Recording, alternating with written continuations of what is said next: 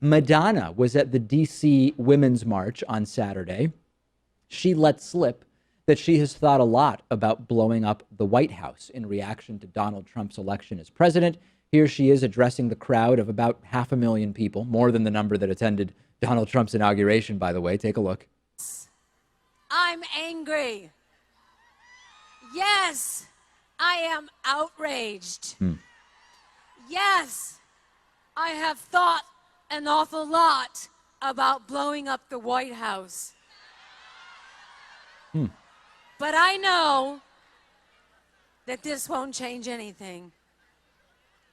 We cannot fall into despair. She also used the F word 3 times. CNN and MSNBC cut away after the 3rd time. I assume Fox News wasn't airing this to begin with, so they had nothing to cut away from.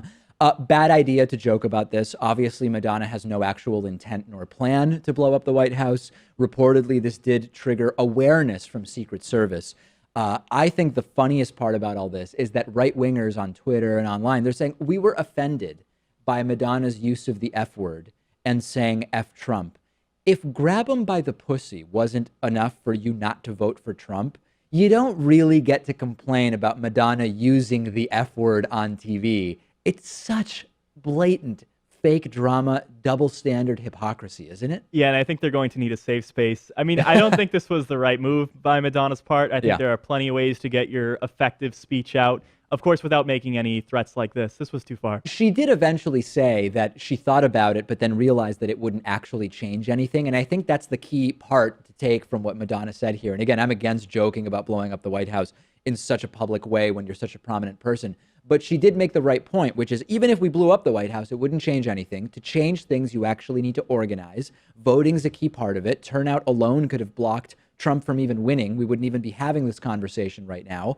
And the interesting thought is that she immediately retracted the entire blow up the White House thing, saying it was misinterpreted. I take it back, period.